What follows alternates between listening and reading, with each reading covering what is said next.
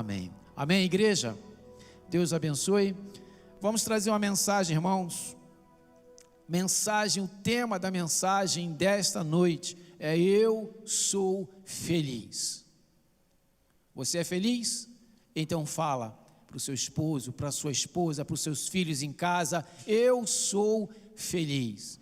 Irmãos, eu quero abrir 1 Tessalonicenses 5, 16, 17 e 18 e trabalhar com vocês nesta noite esses 3 versículos tão profundos, apesar de tão simples. 1 Tessalonicenses 5, 16, 17 e 18. Eu estou sem retorno, eu não sei se em casa já receberam. Ok, obrigado, Rodrigo. Então vamos ler. Diz assim: regozijai-vos sempre, orai sem cessar, em tudo dai graças, porque esta é a vontade de Deus em Cristo Jesus para convosco. Algumas traduções dizem regozijai-vos sempre, alegrai-vos sempre, em outras traduções, ou estejam sempre alegres. Mas eu fui pesquisar um pouquinho mais e encontrei o melhor para o nosso português. Vindo do grego, eu encontrei fique feliz sempre.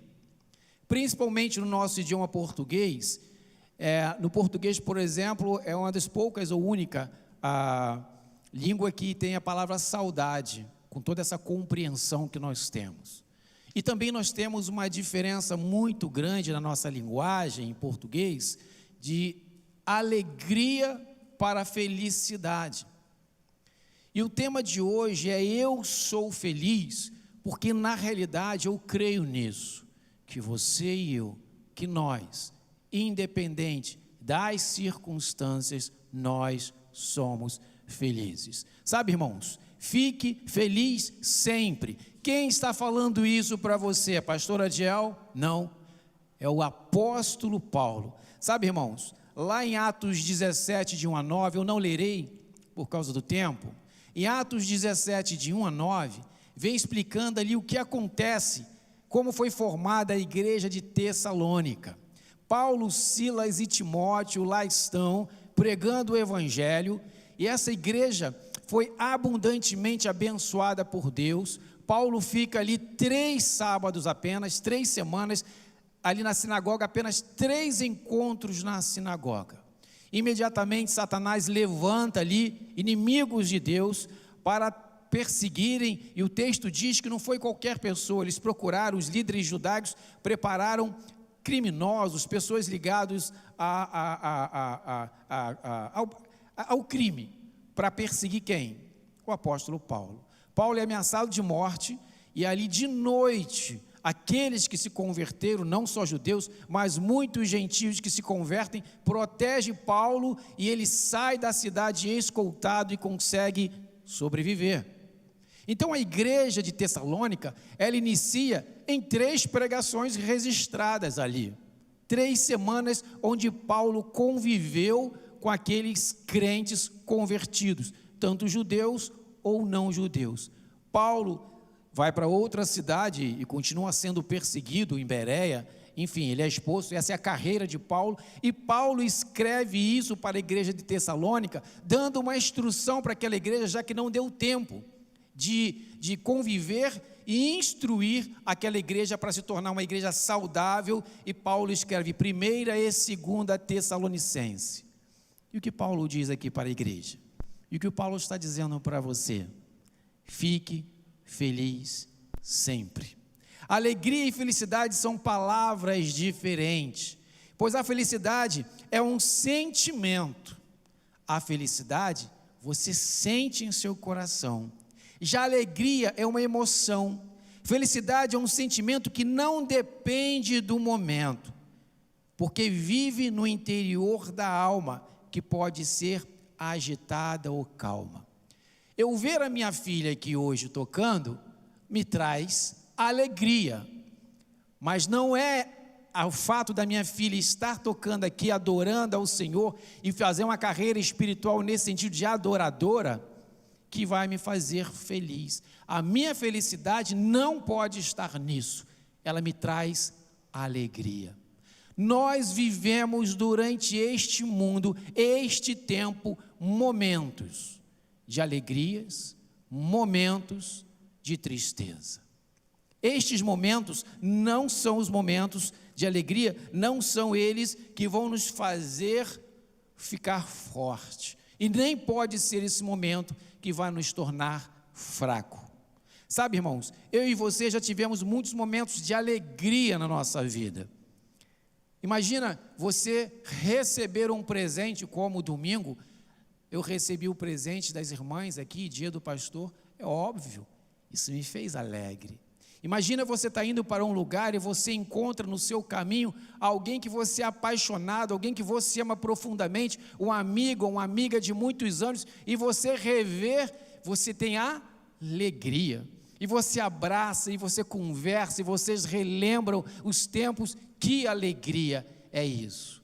Nós vivemos em momentos de alegria. Imagina você chegar em casa com fome e encontrar lá o prato de comida que você mais gosta. Vai te fazer triste ou alegre? Vai te trazer alegria, né? Uma feijoadinha que eu gosto, rabada, vaca atolada, até escrevi aqui, churrasco, irmãos. E para você também que gosta do vegano, uma alface com beterraba, ovo cozido e arroz integral. Que maravilha, né, para você que gosta disso. Irmãos, mas são momentos de alegria. Tudo isso nos traz momentos de alegria. Mas esses momentos, eles não sustentam as nossas convicções. Esses momentos alegres não nos dão força o suficiente para não desistir. Estes momentos de alegrias pontuais não nos dão perseverança. Estes momentos de alegria não forjam o nosso caráter. São bons momentos, nada mais que isso. No meu entendimento, irmãos, só é possível ser feliz, não é alegria. Só é possível ser feliz se você tiver um sonho, se você conseguir sonhar. Sabe, irmãos, quando você olha a história da humanidade, você vai perceber que os grandes homens tiveram duas coisas em comum. Eu li há umas 3 semanas atrás a respeito disso, e o que encontraram em comum nos grandes homens, que fizeram grandes coisas e até enriqueceram, mas que fizeram grandes feitos, a riqueza não é a questão. Eles tiveram duas coisas em comum. Uma muito importante foi a garra, a força de vontade, a perseverança, a persistência, o que a palavra de Deus fala o tempo todo. E a segunda foi sonhar. Por incrível que pareça, garra, que é a perseverança, ela era movida pelo sonho. Vocês lembram de Martin Luther King Jr.? Qual era o discurso dele? Eu tenho um sonho. E foi este sonho de Martin Luther King Jr. que fez ele passar pelo que ele passou, fez ele lutar pelo que ele lutou, e fez ele morrer pela sua causa. O sonho. Eu tenho o sonho. Henry Ford tinha um sonho, um grande sonho, muito difícil de ser alcançado. Qual era o sonho de Henry? Ele queria que todo lar americano tivesse um carro de boa qualidade, barato e que fosse acessível. Não sei se ele conseguiu isso, mas é uma grande empresa, uma das maiores fabricantes de automóveis do mundo. Enzo Ferrari. Qual era o grande sonho de Enzo Ferrari? Não era que seu carro fosse popular como o Henry Ford, não. Enzo Ferrari queria carros velozes, os mais velozes, e esteticamente os mais bonitos. Quem tem uma Ferrari hoje é um privilegiado. Você pode ter um Ford, mas uma Ferrari é difícil. Então o Enzo sonhou e realizou. Mas pastor, só esses homens conseguiram sonhar e realizar? Não, irmãos. Nós encontramos na Bíblia Deus colocando o sonho nos corações de seus servos. Veja o que ele fez com Abraão. Ele chegou ao ouvido de Abraão e falou: Abraão, você está velho, mas eu farei de você uma grande nação. O negócio era tão esquisito que Sara riu, porque quando eles olharam para si, eles perceberam: o negócio é difícil. Deus colocou um sonho no coração de Abraão, e apesar de Abraão continuar sendo humano e cometer seus equívocos, Deus deu a ele um sonho, e esse sonho conduziu Abraão a viver muitos e muitos anos a mais, e a promessa se cumpriu. Quando você vê, meus irmãos, José do Egito, um garoto frágil, o mais novo da família dos irmãos, ele não serviria para nada naquela família, não herdaria nada, ele seria no máximo um funcionário de um dos irmãos. O que Deus faz com José? Deus coloca um sonho impossível no coração de José. Deus fala para José que você, José, você vai liderar um grande povo, todos esses seus irmãos, não só seus irmãos, mas as nações vão se prostrar diante de você. E o que acontece com José quando recebe um sonho de Deus? É traído, enganado, maltratado, ele é injustiçado, injuriado, preso, encarcerado, sofre, irmãos. E o que manteve José de pé, o que manteve José com garra, o que manteve José perseverante? O sonho de Deus. Sabe o que aconteceu na vida de José? Você sabe. José impediu que o continente africano morresse de fome. Irmãos, Deus não queria só cuidar da família de José. Deus queria cuidar de todo um continente. E usou José, aquele que nem dava nada por ele. Davi, você sabe de Davi. Garotinho igual José, franzino, o mais novo, tocador de harpa, delicado. Menino com dedos finos, né? Para tocar harpa não pode ser dedo de boxeador, tem que ser nem de lutador de jiu-jitsu, tem que ter dedos suaves, pastor de ovelhas. Ele é ungido, e quando ele ouve o profeta falar o que Deus mandou o profeta falar, e o profeta diz: este menino Davi será rei de Israel. Davi faz aquele sonho entrar em seu coração, volta a pastorear. E o que acontece com ele? Aparece um leão, e o leão vai atacar as suas ovelhas, e Davi se lembra de quê, irmãos? Do sonho. Não, Deus falou que eu serei rei de Israel. Se eu vou ser rei de Israel, o que é um leão para mim? Matou o leão. E você vai lendo o texto, e se levanta um outro animal, talvez um urso, e vai atacar as suas ovelhas, e Davi se lembra da promessa, do sonho: eu serei rei de Israel, e ele mata aquele urso. E aí inicia uma peleja contra os filisteus, e todos os valentes ficam com medo, e Davizinho, garoto franzino, tocador de harpa, chega lá e olha: qual é o problema aí? Aquele gigante lá ninguém quer matar. Eu tenho um sonho. Deus colocou um sonho em meu coração. Deus me colocou provas, matei um leão. Deus me colocou provas, matei um urso. O que será um gigante para mim? E Davi tem coragem no espírito, pega uma pedrinha, acerta a testa do gigante, pega a espada do gigante, corta a cabeça daquele gigante. Eu serei rei de Israel. Sabe, irmãos, Deus tem um sonho para o seu coração. E sabe o que acontece no Novo Testamento? Jesus prega o evangelho do arrependimento e fé. Ele morre crucificado, ele ressuscita ao terceiro dia, enche o coração dos seus discípulos durante 40 dias, enche o coração de seus discípulos de um sonho. O sonho qual era? Ser rei? Não. Ser fabricante de automóvel? Não. Ser político? Não. O sonho era viver eternamente em Cristo Jesus. Sabe o que Cristo trouxe para mim e para você, meus irmãos? Cristo trouxe para mim e para você um sonho. E é este sonho de morar eternamente em Cristo Jesus que nos mantém de pé. É este sonho que nos faz feliz. Sabe por quê? Porque o crente em Cristo Jesus, ele não morre. Ele simplesmente passa deste mundo temporal para o mundo celestial, para o mundo eterno, para a nova Canaã, vivendo eternamente com Deus.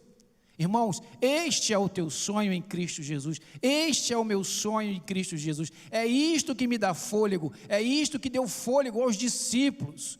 Foram cerrados ao meio vivos, foram jogados em panelas de óleo quente, vivos, foram decapitados, foram arrastados pelas ruas, foram presos, espancados. E por que eles perseveraram? E porque eles tiveram garra? Porque alguns aplaudiam, porque em alguns momentos de alegria, ele via a igreja crescer, eles viam as pessoas se converterem, tanto judeus quanto gentios, isso trazia alegria para eles. Quando eles eram bem recebidos em algumas casas, isso trazia alegria. Quando alguns ovacionavam eles, isso trazia alegria, mas não era isso que os sustentava. Não era isso que seria o suficiente para fazer que eles fossem cerrados pelo meio, vivos. Quando eu paro para imaginar, é uma cena aterrorizante. Como veio a garra para eles perseverarem? O sonho de encontrar Cristo e viver eternamente na nova Canaã. Sabe, irmãos, o que Paulo está nos orientando aqui é que assim como ele, não é qualquer um que está falando isso, é Paulo, apóstolo Paulo, o sofredor, o perseguido, aquele que saiu da cidade de Tessalônica escoltado, senão ele morreria assassinado por espancamento, e de cidade em cidade Paulo passou por isso, açoites, esfolamento, espancamentos, cadeias, prisões, correntes, difamação. O ministério de Paulo não foi de honra e glória, foi de humilhação em humilhação, espancamento em espancamento, prisão em prisão, até chegar à sua morte. É este Paulo que nos fala para nós sermos felizes sempre. Mas o que te faz feliz não são os momentos de alegria, é Cristo Jesus. O seu sonho e o seu alvo é Cristo Jesus. Deus vai nos dar metas para alcançar enquanto estivermos aqui. Mas eu não tenho a menor dúvida de que no dia que Deus entender que as minhas metas foram cumpridas aqui neste tempo, Deus vai me chamar, sabe? Pode ser este ano ou daqui a 20 ou 30 anos, eu não sei, mas quando as metas forem cumpridas, eu estarei com Ele, e este é o meu alvo. Sabe, irmãos, as alegrias são boas, mas não serão elas e não são elas que te sustentam. Às vezes nós achamos que vamos permanecer muito tempo neste mundo. Eu estava vendo, acho que foi no Facebook, se não me engano, no YouTube, umas imagens dos anos 20, Balneário de Camboriú. Hoje é um local famoso, lá que está Beto Carreiro, né? E eu estava vendo aquelas imagens daquelas crianças brincando, aquelas pessoas, aqueles casais, aquelas famílias, eu fiquei imaginando, todos já partiram praticamente. O tempo passou, o tempo deles passou, a alegria deles passou, a riqueza deles passou, mas se ali entre aqueles que eu vi naquele vídeo, tivesse um cristão, o tempo deles continua em Cristo Jesus eternamente. Irmãos, Paulo está nos alertando que você precisa ser feliz em Cristo Jesus, independente das circunstâncias, porque não são as alegrias, momentos de alegrias, ou momentos de tristeza que pode tirar o teu foco do alvo, que é a nova Canaã. Nós temos uma tendência, a nossa humanidade, a quando passamos por momentos difíceis, momentos de tristeza, momentos de dor, a primeira pessoa que nós vamos questionar é Deus, e às vezes até brigamos com Deus, mas quando nós temos a convicção de que temos um sonho em Cristo Jesus, nada, nem festas, nem luto, vai nos afastar do amor de Deus. E o texto de Paulo vem dizendo logo em seguida, ele diz, orai só de manhã, não é isso? Versículo 17, orai só à tarde, não, orai sem cessar. Irmãos, aqui Paulo está sendo redundante, porque todas as epístolas de Paulo fala sobre perseverança, sobre oração, sobre busca, sobre confiar no Senhor. Orai sem cessar. Ele está nos orientando para o óbvio, ele estava orientando a igreja de Tessalônica e está te orientando nesta noite. Você só vai conseguir encontrar plena paz e felicidade se você tiver relacionamento pessoal com Cristo Jesus, com o seu Deus. Qualquer relacionamento, irmãos, é necessário o diálogo, é necessário conversar, e diálogo não é monólogo. Você deve conhecer alguém que quando chega na mesa para conversar, tem 2, 3 pessoas conversando, quando chega essa pessoa, e você vai lembrar dele agora, e vai orar por ele, só ele fala do início ao fim, ele sai feliz, porque desabafou, mas quem fica na mesa fala, nossa, chato pra caramba, né? Porque o cara fala sozinho. Diálogo é eu falo e eu escuto, monólogo eu falo sozinho, eu estou no monólogo. Mas quando nós estamos nos relacionando, é diálogo. Deus quer de você diálogo, que você fale com ele, é isso que Paulo está falando, ore sem cessar. Mas você precisa, depois que orar, parar e ouvir a voz de Deus. Pastor, como é que eu vou ouvir a voz de Deus? É no monte, na irmã profeta? Não, irmãos. Passe um tempo, uma semana, lendo as Escrituras, sendo incansável em ler e crendo, Deus está falando comigo, Deus vai me dar resposta, Deus está falando comigo, Deus vai me dar resposta. Irmãos, você orou, agora você precisa ouvir. Grande problema de alguns crentes é que só falam, fazem monólogo com Deus. Você precisa ouvir a voz de Deus. Paulo está dizendo que você precisa colocar uma torre de vigília na sua vida. Estava lendo sobre os irmãos morávios, né? E houve perseguição na Europa e existia um lugar chamado, vários crentes se reuniram, presbiterianos, batistas, anabatistas, várias tendências de cristãos se reuniram num lugar só. E ali havia uma confusão de teologia, mas conseguiram chegar a um ponto. Os pontos que interessavam, que Jesus Cristo é o único e suficiente Salvador. Quando eles começaram a clamar, o Espírito Santo começou a falar com eles, e houve ali uma inspiração de Deus para aquela igreja, para aquele grupo religioso, os morávios, e eles iniciaram a chamada torre de vigília.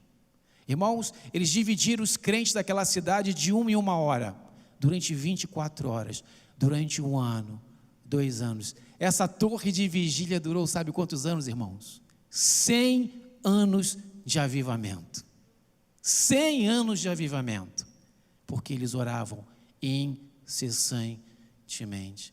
Você quer ser feliz, irmãos? Você precisa orar, falar com Deus para Ele fazer você enxergar a Canaã celestial. E quando você, esse sonho de Deus que Ele tem para você, entrar em seu coração, você não vai desanimar, você não vai esmorecer, você não vai desistir, você vai continuar sendo perseverante, não porque está alegre, não porque tem festa, mas porque você crê em Jesus como seu único Salvador, e você sabe que crente não morre. Nós passamos desse tempo temporal para viver eternamente em Cristo Jesus. E aí está a nossa responsabilidade. A nossa responsabilidade é crer e viver isso. Eu quero dizer para você que aqui em Tiago 5,13, se Rodrigo colocar para nós, diz algo que um dia falou o meu coração. Eu e Simone estávamos passando por uma luta muito grande, e orando e buscando, e a gente começou a buscar profetas. Começamos a buscar igrejas que pudessem falar, revelar alguma coisa para nós. E eu tinha uma fila enorme, e o pastor lá, ele profetizava para 1, para 2, para 3, e eu esperando a profecia. Quando eu cheguei naquele pastor, ele, em vez de me dar a profecia, ele abriu a Bíblia, em Tiago 5,13, dá para colocar, Rodrigo, para quem está em casa? Em Tiago 5,13 diz assim: está alguém entre vós aflito? Faça o que, irmão? Ore. Está alguém contente? Cante louvores. Irmãos, a partir daquele momento eu entendi que Deus estava falando comigo. Eu não preciso de circunstâncias, eu não preciso de pessoas para profetizar para mim. O que eu preciso é ter um relacionamento pessoal com o meu Deus. O que eu preciso é que Ele gere e confirme meu coração o sonho eterno em Cristo Jesus. E as circunstâncias que eu vou passar, que eu passei, eu passarei, não vão me abalar, porque eu permanecerei perseverante em Cristo Jesus. E é isso que você precisa fazer. Ore ao Senhor, busque ao Senhor em todo tempo, em todo lugar. Está sofrendo, irmãos? Ore ao Senhor e Ele te dará a resposta. E por último, o versículo 18 diz: em tudo dai graças, porque esta é a vontade de Deus em Cristo Jesus. Só é possível você chegar no versículo 18, se você entender o versículo 16. Irmãos, fique feliz, independente dos momentos alegres. Dar graça a tudo não significa que você vai agradecer a Deus pelo seu sofrimento. Não é isso que Paulo está falando. Significa que em meio ao meu sofrimento, Deus consegue realizar milagres em mim e através de mim. Quantas histórias e testemunhos você já ouviu falar de pessoas que estavam acamadas em hospitais? Aqui mesmo eu já ouvi testemunhos sobre isso, e que no leito de hospital Deus usou este enfermo para pregar o evangelho. Quem estava na cama do lado direito, quem estava do lado esquerdo, pessoas que nunca entrariam em nenhuma igreja, nunca teriam acesso ao evangelho de Cristo, mas este enfermo foi àquele hospital, foi internado e pregou o evangelho da salvação a estes que estavam ali, médicos e enfermeiros que jamais entrariam em um templo cristão. Ali foi o lugar de dor e enfermidade, mas também da pregação do evangelho. Irmãos, dar graças a tudo é você entender que tudo que acontece em nossa vida serve para a proclamação do evangelho. Não tem outro sentido a minha vida, a sua vida. O único sentido nosso é pregar o evangelho. Nós nascemos de novo para pregar o evangelho. Nós nos tornamos nova criatura para pregar o evangelho da salvação. Nós fomos lavados, remidos pelo sangue de Jesus para pregar o evangelho da salvação, porque nós temos um sonho, o sonho de morar eternamente com Deus, e nada nem ninguém vai tirar esse sonho de você nem de mim. Mas existem ao nosso redor, estou concluindo, existem ao nosso redor muitas pessoas morrendo sem salvação. Talvez porque alguns crentes estejam muito mais preocupados em comprar, em vender, em usufruir, em se alegrar. Pessoas que você conhece, talvez no seu núcleo familiar, que ainda não tem Cristo Jesus. A tragédia é que, se ele morrer, ele vai para o inferno. Parentes e amigos. Talvez aquele amigo que você encontrou um tempo atrás e abraçou, talvez ele não tenha Jesus. E nós falamos de tudo, nós não falamos do sonho que Cristo colocou em nosso coração. Vou concluir com uma história real. Há muitos anos atrás eu tinha um amigo, dos meus 19, 20 anos, até os 27 anos eu andei muito com ele, e ele me contou a história da vida dele. Ele falou assim para mim: Diel, eu tenho uma tristeza muito grande no meu coração. Eu falei: por quê? Porque eu vivi a vida inteira com um primo, temos a mesma idade, crescemos juntos, todo final de semana nos reunimos na casa da minha avó, e uma família tipo italiana, que todos se reuniam, se abraçavam, conversavam, e eu falava e brincava com meu filho, com meu primo, de tudo, jogávamos bola, vôlei, passeávamos, saíamos, contávamos piada, mas eu nunca falei de Jesus para ele. Um dia eu recebo um telefonema, ele falando para mim, do meu irmão, dizendo que nosso primo estava gravíssimo no hospital. Eu corri para lá, e meu irmão me falou que nosso primo tinha tentado se suicidar tomando o veneno. E eu corri para aquele hospital, e quando cheguei lá, meu primo já estava morto. Sabe, irmãos, isso é uma tragédia. Não a morte do primo apenas, Mas a tragédia maior é saber que este meu amigo passou a vida inteira ao lado do primo, falou sobre tudo, mas nunca falou de Jesus.